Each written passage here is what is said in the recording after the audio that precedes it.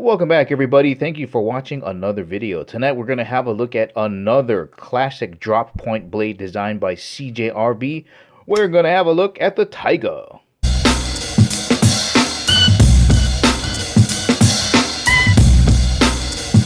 And as always, guys, if at the ending of the video you want to purchase a Taiga for yourself, make sure you check out the link in the description below. Alright, so this is more of a medium-sized knife as compared to the feldspar that we looked at the last time. If you haven't seen that video, I'll leave a link for it right up here. But that is another drop point blade design. This is going to be a lot more chunkier. Size-wise, still within a Sharpie. And here's where we're going to see the difference. This is going to open up. You can just feel the thickness of the handle. Right, there is what it looks like opened. Rotate it that way. That is just a more robust knife. Got ceramic bearings here. It opens up really quick. Let me get the ruler in here. So from tip to handle, little bit, maybe 8.5 inches. See if I can scoot that over. Yeah, so that's around 8.5. Here's the 8 here, so 8.5 inches. Closed up.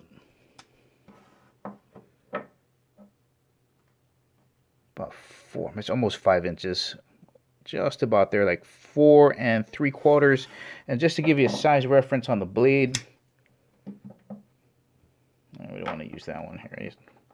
Use the pen cap from the Sharpie here. All right, there's your size reference for the blade. Blade thickness at the spine. Look at that beautiful drop point design. Okay, probably about maybe a little bit thicker than 2/4. That looks like maybe 2/4 and a dime thickness at the very thickest part of the spine. And of course, the more you move down, probably gets down to just about a dime, thinner than a dime actually. Alright, a deck of cards coming in at 3.4 ounces. I think the feldspar was something like 3.7 ounces. That's where I like to keep my EDC blades, right around that area. Now, the Taiga is going to be quite a bit heavier. That's coming in at 4.8 ounces. The Taiga operates on a flipper mechanism. There is the lever, and you just fling it around like that. Rides on ceramic bearings, very slick opening mechanism, and this is a liner lock. Really no blade play in most of these knives. There's a look at the top end there. Then up front we have a drop point blade design. It's a little bit modified because of these angular swedges. I think that looks pretty cool. Flat grind on here, very easy to sharpen that. Stone wash finish, really durable finish. And they're using D2 steel on this blade. And if you're not too familiar with D2 steel, keeps a really wicked edge, a little bit hard to maintain, and can be a little bit prone to rusting in high moisture areas, but for the most part, it's a really good steel for budget knives. Alright, let's have a closer look at the texturing here on the Taiga. I'm going to turn it sideways. We can see that it's just little tiny pyramids, but not too aggressive. Not too aggressive at all. Comfortable in the hand. These edges here are not too squared off. They're a little bit rounded on the edges. And I like this color combination. It's very simplistic. It's kind of a bluish, grayish G10.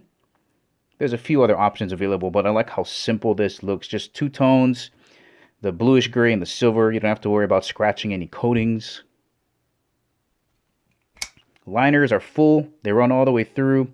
But lack of skeletonization here. They could have saved some weight by doing that. But I guess that's why this knife is under $40.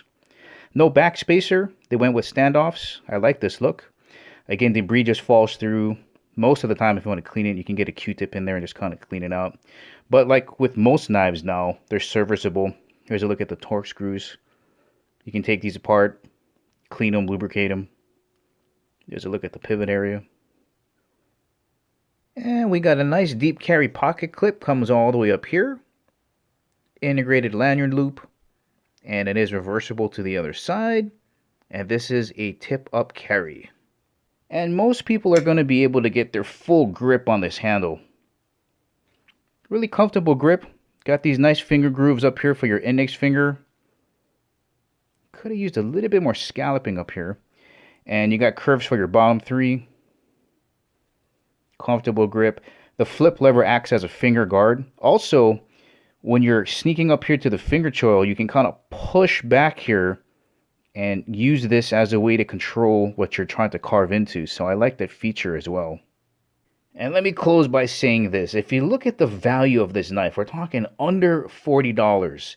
You look back 10 years ago, a knife with all of these features with the exact same metal probably would have been, I don't know, $80 to $100. But now, for well under $40, you get a really robust knife that's going to handle a majority of your EDC tasks.